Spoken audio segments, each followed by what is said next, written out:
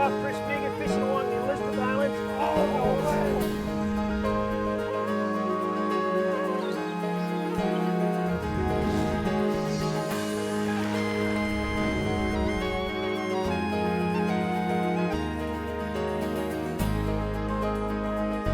That is a gorgeous fish. They are all beauties.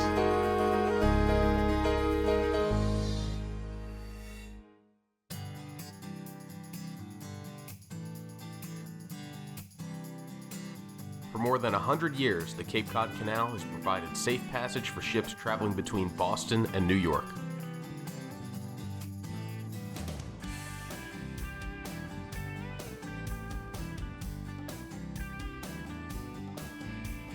The 7-mile-long connection between Buzzards and Cape Cod Bays has also provided a shortcut for migrating schools of striped bass, bringing them within casting distance of hundreds of eager fishermen every season.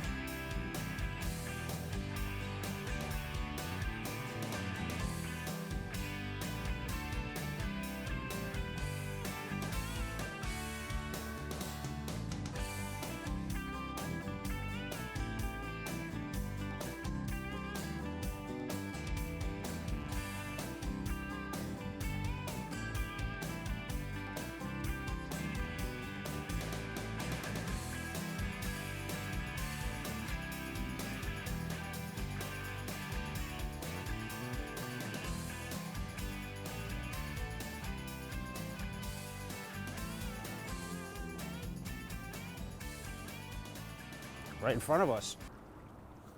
It just lit up all of a sudden.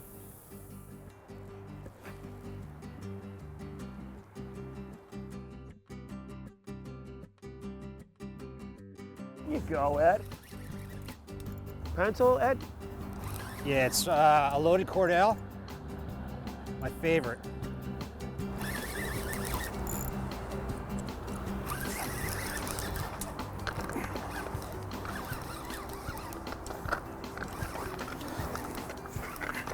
All right, well, Ed's been putting in his time. We're not gonna say he's been cursed for a little while, but he said he's been cursed for a little while. If he breaks off, I'm gonna curse. Nice fish. Well, it's not that little, huh?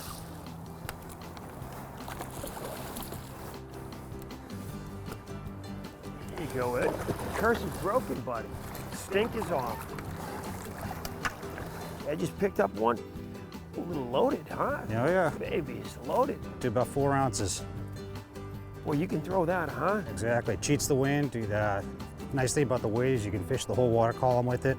It's good lure. I like that.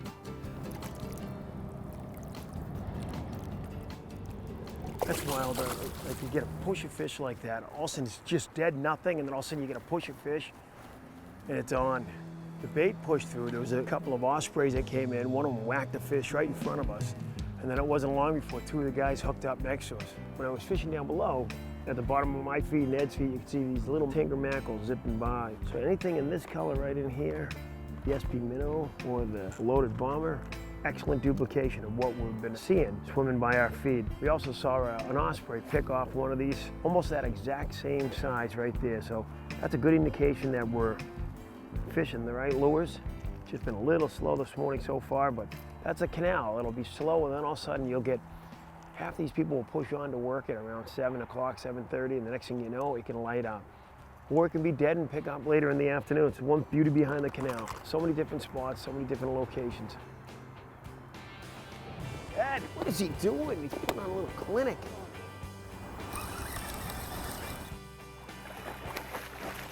The curse and the blessing about this cordell is that you can get it way out to the middle of the canal. But when you hook up out there, it takes a little bit to get it in. That's what it's all about, though. It's a good time. Better fish? Looks decent. Oh, a little smaller.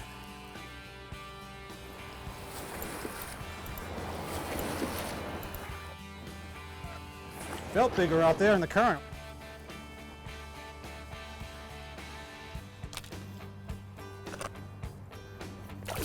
Another happy customer.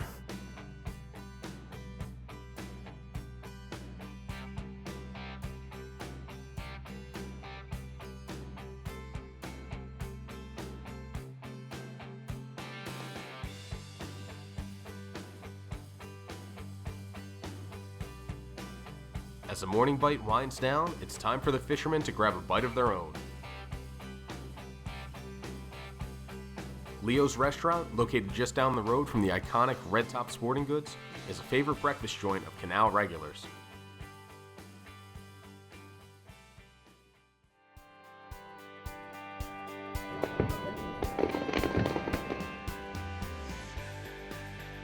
Oh, there he is, Jimmy. Got him. He's right there, Jimmy. Oh, there he is. There we go. There we go. That's awesome.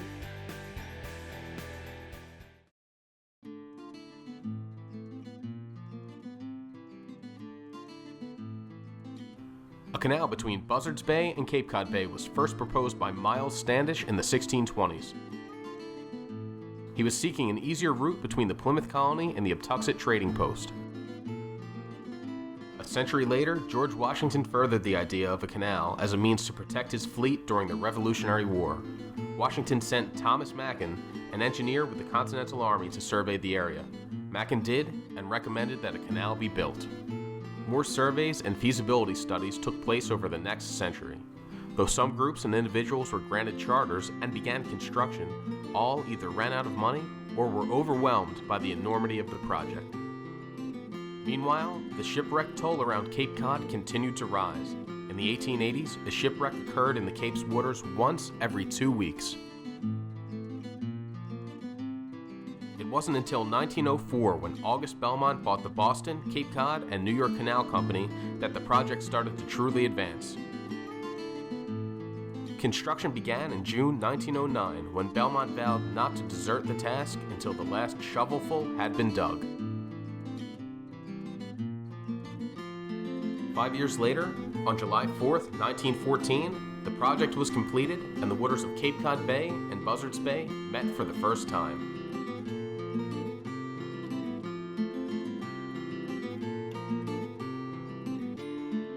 The canal has undergone various changes in the past century. The United States government purchased the canal from Belmont in 1927, and in 1928, the Army Corps of Engineers was charged with improving and maintaining the Cape Cod Canal, which it does to this day.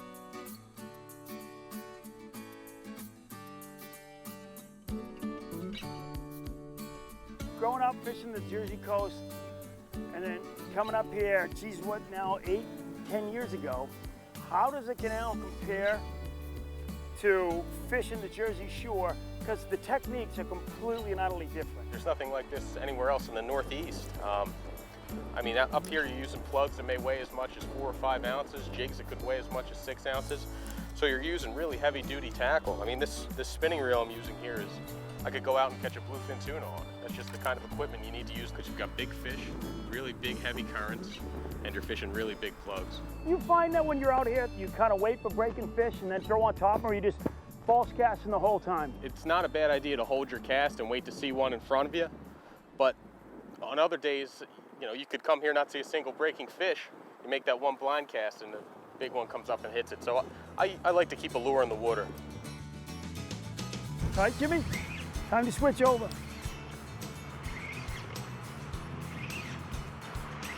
I saw the break out there. I just landed well, it's kind of luck. I had my plug in the air and a fish broke under before it landed. It didn't feel like a real big one. Don't really catch any fish from shore in the middle of the day is a good one.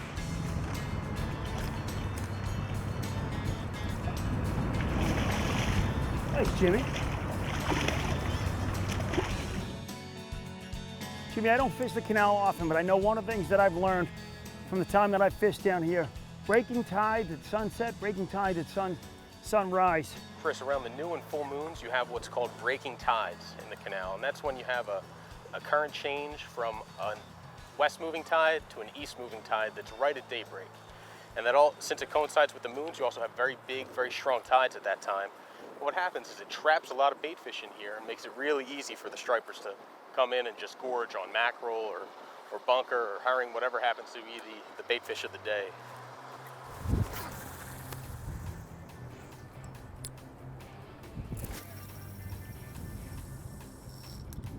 Whoa, Jimmy, you see that? Oh, I know, he saw it. There he is, Jimmy. You got him? I think I just took Jimmy's fish. Yeah, Chris doesn't come down here much. He doesn't understand the etiquette, but that's okay. I think we'll allow him this one. Jimmy got a fish on like a second or third cast out here with one of the Sebile ghost shads. There's not a lot of those around these days. The most popular color, which is that ghostescent, it's just like a pearl white with a little glow on it. For some reason, the stripers go absolutely crazy over it. It was funny, there had been a fish that was just rolling out front there. Jimmy threw it to him, let's just say not probably, but I went over him. I think I warmed him up a little bit for you. He was definitely... we had a fish break right in front of us, pretty close. I dropped the first cast on him. Chris was a couple seconds later, and it looked like the fish wanted the stick shad more than the magic swimmer. It was funny because you've been on the top, and you went from the shad. You were throwing a pencil for a little bit. Yeah, the pencil popper on there, trying to get a little extra distance, and then ended up with the magic swimmer again. Jimmy, what do you throw for a rig? Well, I was using a rod I built myself, a Century 1328. It was rated 3 to 7 ounce lures. It was an 11-footer, a great rod for plugging in here. It's a little bit light for jigging, but unfortunately this morning I broke that rod today. And like we were saying earlier, the canal is really tough on tackle. That's the one thing I've always seen. This guy's probably not even a keeper in the battle he gives you when you're out here in 3 and 4 knot currents. Still a beautiful fish, nice healthy fish. Yeah, he's better than I thought. Yeah, he's a little better than you think, Chris. It's a 32, 33-inch fish. Yeah, he probably followed the west tide in from Cape Cod Bay, chasing these mackerel and other bait fish. And we're gonna let him on his way so he can eat a couple more mackerel. That's perfect.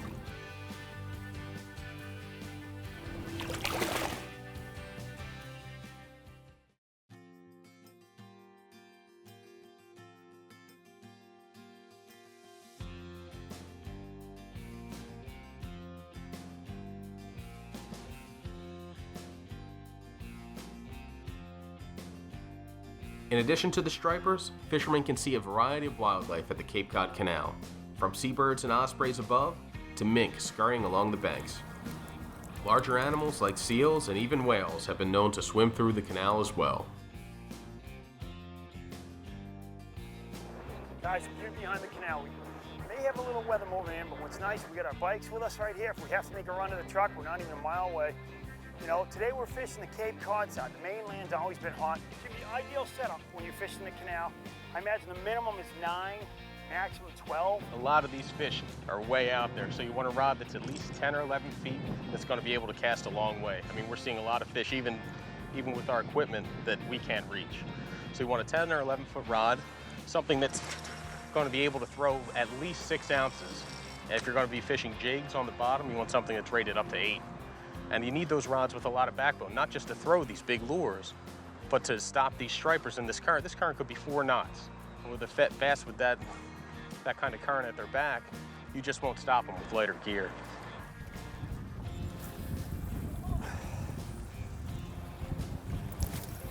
I don't know, you get that feeling in the air that it's going to turn on. Maybe I'm jinxing us, but we've seen some nice breaking fish. You got some, looks like what a low pressure moving in here. So there's definitely some weather building just to the south of us. You know, do you ever find the boats that cruise down the middle kind of push them to the sides? You know, I used to think it shut them down, but I don't know if maybe the boat moving through disorients the bait fish, makes it easy pickings for them, but the boats don't seem to bother them in here. I imagine these fish are not their first pass through. No. And so they're probably used to it. Come on. Just get a whack? I did. I want to see if I can clean them up. I like to clean them up. I like to come in behind Jimmy, see where he is. I see him. He's got them all horned up.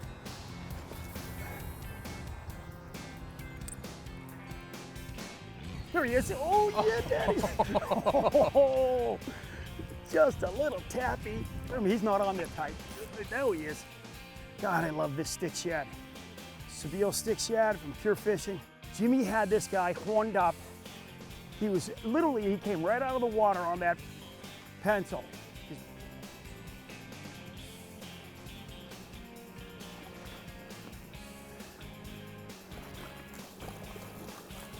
Okay, buddy. Open up. Another beautiful striped bass, guys. Fishing the Cape Cod Canal. Jimmy feed Chris Megan.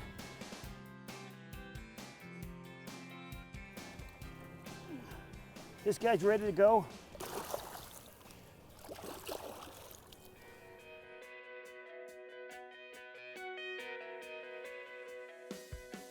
Oh, there he is, Jimmy, there he is. Jimmy, there's a big school moving through now. See if I can get one to eat this pencil popper right here. I'm a big believer in the stick shad. Jimmy got one on it. This is my second one. Just about to double up, Chris. He's on it. He wants it. On. Come on, finish him off. Come on, come on. Finish him. He's right there, Jimmy. Oh, there he is. There we go, there we go. There we go. That's awesome. You can see the thing just toying with him. Jimmy's just tap, tap, tap. Yeah, he blew up on that maybe 3 or 4 times before he finally got the hooks. This seems like a better fish. There were a lot of fish moving through right there. Did you see that? How cool is that? Sometimes if you pause it, they'll hit it. Sometimes you have to keep going. Oh, that's a nicer fish. That's a nice fish, Jimmy. Chris, I'm almost in. I want you to hold that fish. I just want to see whose is bigger. I know you already got Just for posterity's sake, you know? I'm gonna let mine go quick. And when you're landing these fish in the canal, it's really important to have good footwear, spikes on your shoes, because these rocks can be treacherous. So you see, I've got aluminum bars on this. Chris has metal studs, and that helps us keep our foot and keep ourselves upright while we're landing these fish. Yeah, get them over here. Jimmy, look at these 2 fish. Beautiful, Gorgeous Chris. fish. Not bad for just heading out after work, you know? This is beautiful. All right. You guys decide at home who's got who.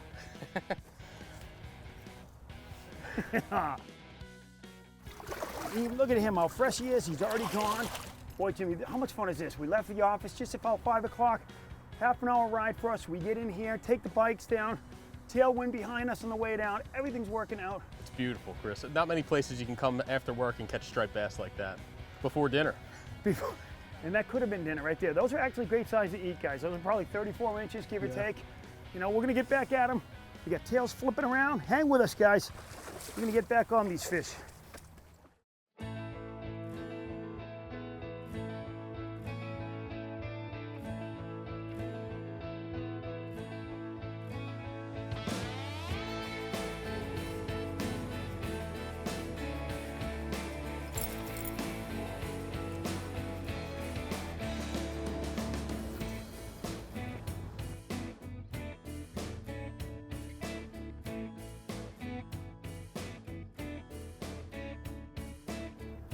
Oh, there's one, Jimmy. Oh, come on, get up. Chris almost got a striper and a cameraman. I'm gonna let the waves just swing them in here.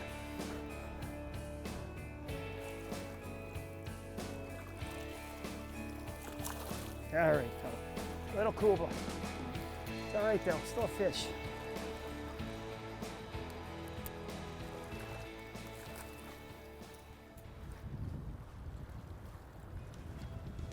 There we go.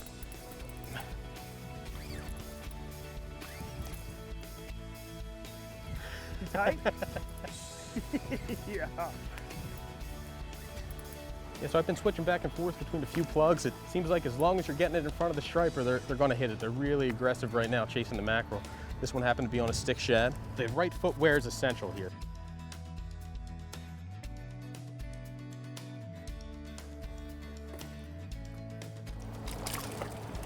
Here you go, Jim. It's a healthy striped bass. He might be keeper size. A lot of fun. We're gonna send him on his way. There he goes.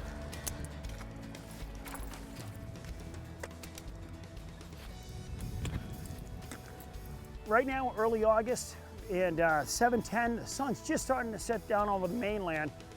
And Jimmy, how does this place change? I know you fish it oftentimes early in the morning. Now, Chris, the nighttime tides can be just as productive as the daytime, but it's a really different style of fishing. Instead of fishing on top with plugs like we're doing right now, generally you want to be near the bottom or on the bottom with jigs or live eels. And I know that a lot of these fish sometimes will kind of kick out. They'll pop in, whether or not it's depending on which tide it is. They'll come around the corner and sandwich. towards Scored Ledge. There you go, Jimmy. He was in tight, wasn't he? He was in close. I dropped him. Yeah, I went to wipe some of the sweat off my face, and that's when he hit, just on that long pause like that. Maybe we should start trying that. Jimmy, back on the stick shad. Can't argue with that.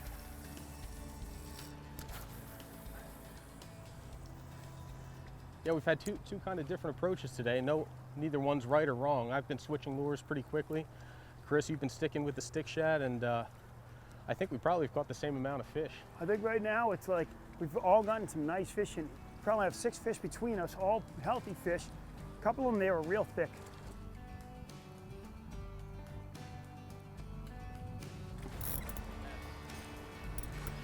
Jimmy, tight? Yep.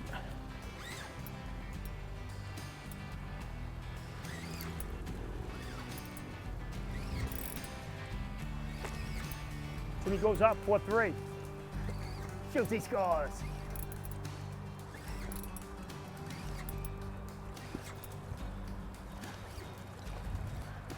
I went right over Jimmy. He's been collecting them over there, so I'm just trying to pull one out. That's beautiful. And it's funny, sometimes these fish, Jimmy, don't seem big until you get right down on top of them. Yeah, he's feisty little schoolie. Boy, he didn't look that big when he was coming in. No. And one thing you can tell about these fish is they're all really well fed. Real big bellies on them, Chris.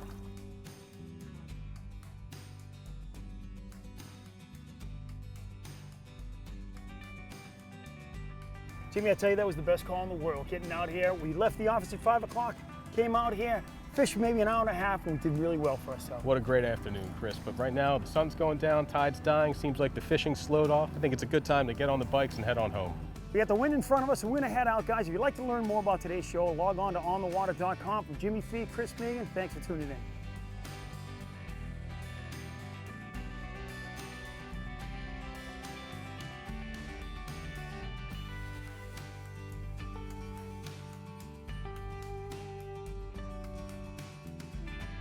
Don't even look back. Even if there's an explosion, don't look back. That's the rule about riding off into the sunset. Never turn around.